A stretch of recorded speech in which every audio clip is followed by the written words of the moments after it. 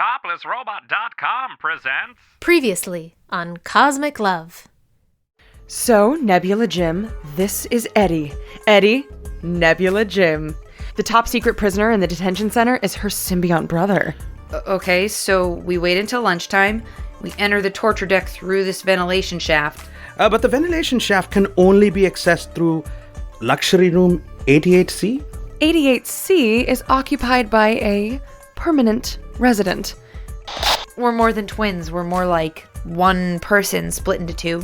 And now that we're back in proximity, we might start to switch. Uh-oh, the thing is happening. Snap! Am I not in jail anymore? Tight. Are you harboring the rebel insurgent? Ooh, yes! I am back. Help! Help! I found the rebel! Someone come to my assistance immediately! No! So, Eddie, welcome back. I guess we have a hostage now?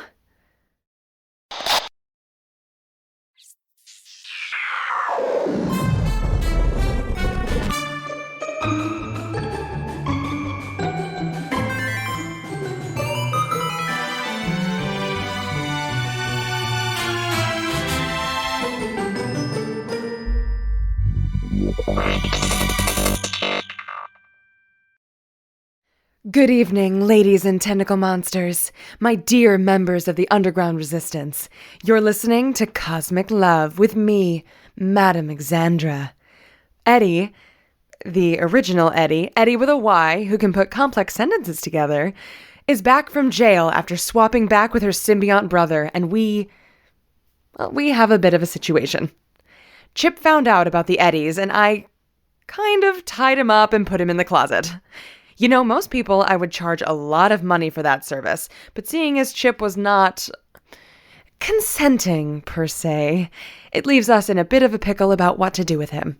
I'm not sure why this is such a big deal. I can just reprogram him. Reprogram? Is that some kind of underground code? No, the regular kind of code, the kind you program with. Although honestly, it would be easier to just deactivate him. Deactivate him? You mean kill him? I mean, deactivate him. I mean, open up his neural circuitry and... Wait. I think I know what's happening here. Do you not know that Chip Chetford Bradingley is an android? His name is Chip. What are you talking about? He's my human co-anchor. I've worked with him for 2 years. I think I would know if he was an android. They didn't tell you. That's so interesting. How did they manage to keep that from you? There's like 20 Chip Chetford Bradingleys out there. Every approved recreation sphere has a Freedom and Family Values Hour show, and every Freedom and Family Values Hour has a chip. Do you want me to flip open his circuit board and show you? But he's so emotional. He's a wreck, like, all the time. Yeah, I guess they figured having him be a drama queen would make for better radio. It's all in his personality subroutines. Does he have a free will chip? Yeah, I assume so. Oh, that's good, at least. Wait, am I an android? Has this been a replicant thing all along? Are there 20 Madam Xandras out there? Oh God, everything I've ever known is crumbling around me! What? No, shut up, don't be ridiculous. You're a human or whatever it is you are. This is the only approved recreation sphere where Chip gets a co-host. I guess they figured you had enough influence on this sphere that it would be more effective to keep you on and co-host along with him. Huh. Yep. Well, that is all very enlightening, but it doesn't really solve our problem. What are we going to do with the chip that's locked in my closet? Even if we shut him down, if someone finds him and reactivates him, he'll sing like a robot canary. We really don't have time for this. I'm just going to permanently deactivate him. We can't just kill him. Okay, A, he's a robot. B, he's a Nazi. C, he's a Nazi robot. He's not a robot, he's an android with a free will chip. We have to at least give him the opportunity to change. Again, he's programmed to think what we tell him to think. And what they told him to think is that Joot Blark is the Messiah and lesser species deserve to die. Can't we reprogram him to think something else? Aren't you the best hacker in the galaxy? I am half of the best hacker in the galaxy, and we don't have time! Can't you at least I don't know, suspend his programming for now and only activate his lower level functions? That way we could keep him with us, but we won't have to worry that he's gonna blab to the first security guard we see. You don't think people will get suspicious if they see him and he's like a doddering idiot? Let's be honest, he was kind of a doddering idiot already. Not like this. But whatevs, you're the one who'll have to cover for him. He's your friend. He is not my friend. He said some truly terrible things on our show. Things I find appalling. Things that broke my heart to agree with on air. But if he was programmed to think those things, I just don't think it's right to kill him without giving him a chance to change. Whatever, fine. I'll suppress his programming and wire up a quick blank slate program for now. It'll take a few minutes. That's fine. I'd better check back in with the Freedom and Family Values Hour just to reassure the listeners that everything is fine.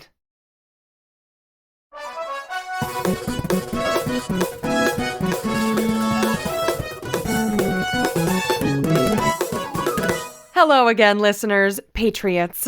Apologies for the abrupt departure there. Mr. Chetford Bradingley suddenly fell ill, and his health is my first priority. You may have heard another voice, which, as I mentioned, was my cousin, Blandra, who's visiting me right now, but that's nothing to worry about. And before you Rigel Romeos ask, no, she isn't here to work in Lady Sandra's getting to know ya parlor. In fact, she's very shy, so it's probably best if we just all forget that she's here. 1, 2, 3, forget. Great. Good work, friends. Okay, I'm going to go check on Chip, make sure he's feeling all right. But again, everything is fine, nothing to worry about. Carry on and have a delightful rest of your day. Thank you. You think they'll buy it? Who knows? How's Chip? De-chipped. Meaning? He can now say 3 things. Hey, Chip, come on out here. Hi, I'm Chip Chetford Bradingley. That's great. Anything else? I'm not feeling very well. You'd better ask Lady Xandra about that. And? I wrote a song about how much I love President Blark. Would you like to hear it? My theory is that nobody wants to hear a song and they'll make up an excuse to go away. Makes sense to me. Hi, I'm Chip Chetford Bradingley. You sure are, Pumpkin. Okay, we've rebooted the evil robot. Can we talk about rescuing Eddie now? I was only in there for a few hours and it was the worst. It was literally torture. We need to get him out of there like yesterday. Of course. And I'm sorry you had to go through that. Do you want to talk about it? Nope. Well, I'm here when you're ready. I can't even imagine what you and Eddie have gone through. So yes, let's do it. Let's rescue a hero. No more waiting. Let's do it tomorrow. Let's get everything we need today and let's rescue him tomorrow. Really? Of course, really. You think I've just been paying you lip service? Honey, I don't pay lip service. I get paid for that. What I want is to knock a hole in this goddamn government. I have watched the good people and aliens of this galaxy suffer for 2 years now. I've watched their homes be destroyed. I've watched them get arrested or murdered just for being different, while the people in charge buy bigger spaceships and shinier jewelry. I kept thinking that I could do just a little something here, make a little change there. But it's becoming obvious. Someone needs to do something major.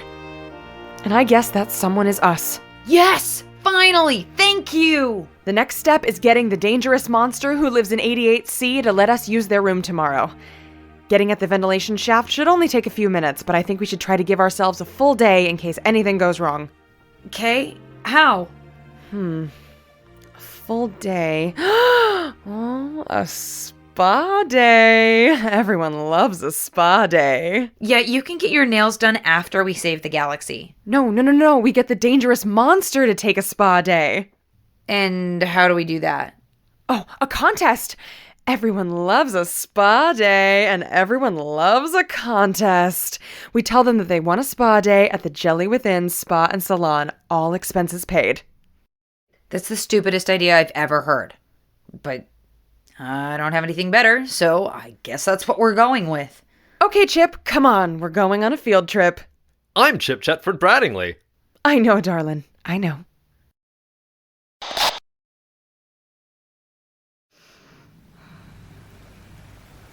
relax, unwind, escape from relativity. Make some time for yourself at the Jelly Within Spa and Salon, located on Deck 15. And, for a limited time, Tachyon facials are 50% off. Use coupon code Temporal Vortex. And as always, please note that the creation of causality paradoxes are at your own risk. The Jelly Within. Make time for you.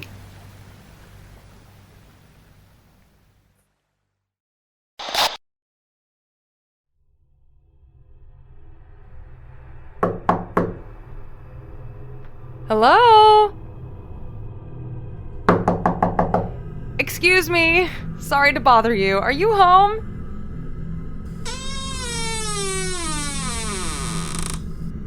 Who is it? Hi, I'm Chip Chetford Brattingly. What is that? This was a bad idea. Shh. Hello, friend. We're here to deliver great news. You've won a contest for a free day at the Jelly Within Spa and Salon.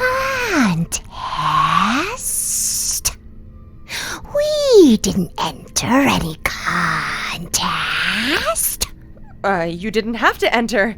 We did a random drawing from all of the luxury rooms, and you're our lucky winner. We do not leave our room. Are you sure? From the looks of those claws, I'd say a mani-pedi could do you some real good. Excuse us? I'm gonna level with you, dude. We need to get in your room. Is this about the ventilation shaft? Don't. Yeah, actually, it is. We know where the ventilation shaft goes. We can smell the blood. Oh, that's real upsetting. We have no love for the president or his yes-men. Oh? But likewise, we have no allegiances to the rebellion. Oh. We will assist you if you do a favor for us. Yeah, of course. Anything. We require a pony. I'm sorry, did you say a pony? There is a three-headed pony at Bertle's Beasties. We require it. Doug? You want us to kidnap Doug? That's it. You just need us to steal a pony for you? Done. I think I'd be remiss if I didn't at least ask. You're not planning to eat Doug, are you? It is for our granddaughter's birthday. Oh, that's cute. And she's not going to eat him either, right? It's fine. We really don't care. We care. I'm not going to steal a pony to deliver him into certain death. She will ride the pony. Great. Perfect. Bertle's Beasties has been closed all week because of that tentacle and mouth outbreak. Shouldn't be too hard to sneak in there. Then you'll let us use the ventilation shaft? It is agreed. I wrote a song about how much I love President Blark. Would you like to hear it? Gets us the pony. Doug, the three-headed pony, not for eating, coming right up. Pleasure doing business with you. And let me know if you ever reconsider that spa offer. You'd be surprised how a good manicure really turns your whole day around.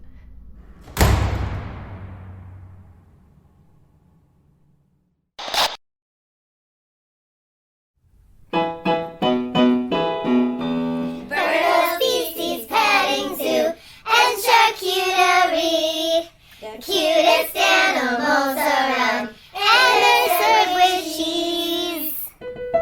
Now presenting Bertle's new mascot, straight from the Horsehead Nebula, it's Doug, the three-headed pony. Your three terrible children can all feed him oats at the same time, instead of screaming like little monsters because they've never had to wait in a line before in their entire overprivileged lives. Bertle's Beasties on Deck 28. It's fun and lunch for the whole family.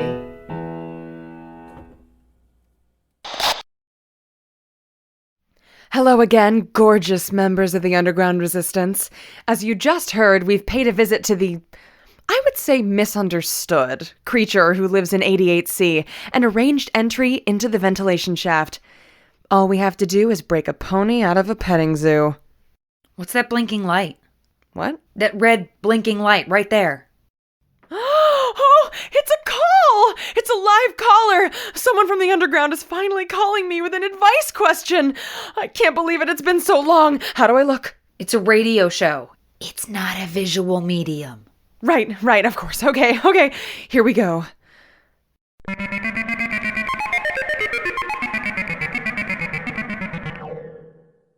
Hello, and thank you for calling. You've reached Madam Xandra with Cosmic Love. Who do I have the pleasure of speaking with today? Hello? Madam Xandra's listening. Hello, smart lady. It's me, Doc Bludnikov. Doc? From before. From Escape of Marvikian Terrorist. Oh, my six-legged sweetheart. It's so good to hear your voice. How are you? Is not so good. Is repressive totalitarian government. It sure is, darling. So, you're in the resistance now. I had no idea. That's fantastic. Oh, I'm so proud of you. A warrior fight for what is right, and for those who not have gladiator training and raise a claw of their own. Always a hero. And Tuzu? How is Tuzu? Tuzu is also not good. Tuzu is why Doc call lady for advice. You have an advice question?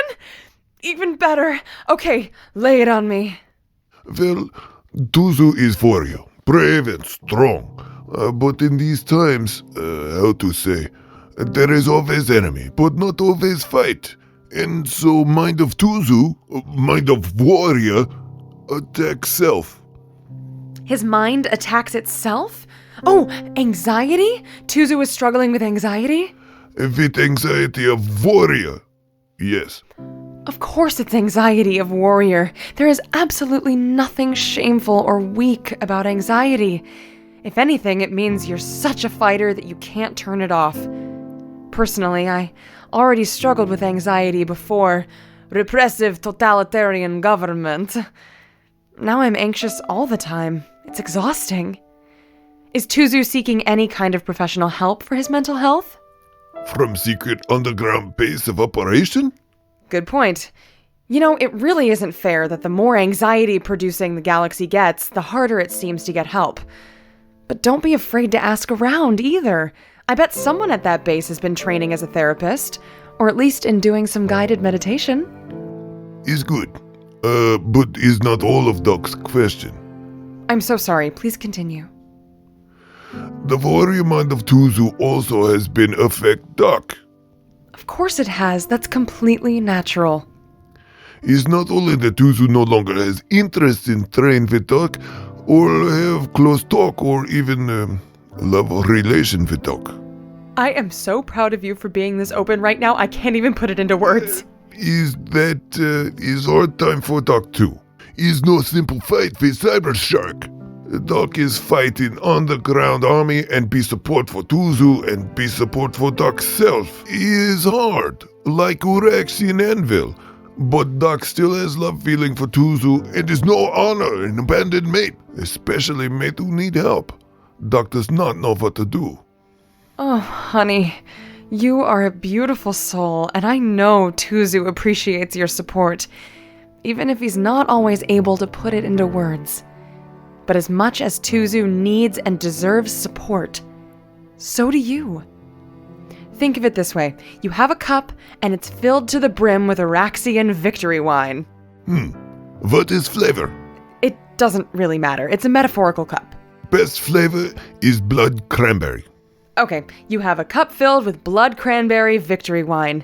You wake up in the morning and it's filled to the brim. But you didn't sleep very well and your back hurts. Pour out a little blood wine. And over breakfast, you hear that President Blark just passed some new, even stricter laws against interspecies relationships. Pour out some more wine. You find Tuzu, and he's in the middle of an anxiety attack. You rub his back, you listen to him, you absorb a little of his anxiety. Pour out some more wine. You go to a meeting with some other rebels. You're planning to liberate a prisoner of war camp, and it's a dangerous mission. Pour out a bunch of wine. Plus, the whole time, you're wondering how Tuzu's doing, if he's okay. A little more wine goes down the drain. And so on, throughout the day. And by the time you go to bed, your cup is completely empty. You're exhausted, you're sad, you're anxious, and you have 0 sips of blood cranberry victory wine left for yourself. The next morning when you wake up, your cup is a little less full. You have a little less to give to Tuzu, a little less to give to the rebellion, a little less to give to yourself. And if you're not careful, someday you're going to wake up and your cup is going to be bone dry. Doc has found most bones to be actually quite moist, but Doc understands Smut Lady's point. You gotta look after your own cup, Sugar Plum. You've gotta find ways to fill it up to balance all the ways you're pouring it out. Get a massage. Treat yourself to an elastic worm lasagna. Go for a nice scuttle by the beach. Lean on your community. We're all in this together. Do whatever makes you feel supported and recovered. Whatever pours more victory wine back in your cup. And I want to encourage you to really consider the importance of love relation, too. Not everyone needs sex to feel fulfilled. But for some people, one of the best ways to fill up their cup is to, fill up their cup. You gotta be honest with Tuzu. And you've gotta be honest with yourself. It's your life, too. Is good advice. Doc will think about his cup. Thanks for calling, darling. Not just because it's so good to hear your voice, but because it means someone in the Resistance still trusts me. Someone still needs my advice. Doc will tell others that Smut Lady is still on side of good. Hey, so this is all touching and sweet and everything, but remember me? Remember Eddie? We still have a full-on jailbreak situation to deal with. Oh, I'm sorry. Where are my manners? Eddie, this is Doc Blednikoff. Doc, meet Eddie. It's not that big of a rebellion. We've met. What's up, Fighter Crab? Hello, strange angry twin. I'm sorry to hear that not angry twin is become prisoner. I am sorry that full rescue mission was outvoted. Thanks, man. They'll all feel properly ashamed when me and Eddie hacked the president's database and turned the tide on this whole friggin' thing. Oh. I suppose there's a lot that I haven't been part of stationed here. Kinda gives me a weird feeling on the inside, but I guess I only have myself to blame, which... Yep, no, that definitely makes it worse. Hey, Doc. Everyone's been hearing my transmissions on the secure underground channel, though, right? Our plans, our progress, all of it? Transmission is now broadcast in break room and cafeteria of secret base, yes. And Doc here there's some ship captain play broadcast on a V mission too. Okay, good. I want everyone to know that I'm doing my best. Doc cannot speak for others, but Doc know. All right. Adieu, my darling, and thank you so much for calling. You've truly filled my cup right up to the tippy top. Stay sexy, stay safe. You too. Bye for now. Okay. Thank you for your patience. Where were we? Stealing a 3-headed pony from a petting zoo. Right. Doug, hang on to your 3 adorable hats. We're coming for ya.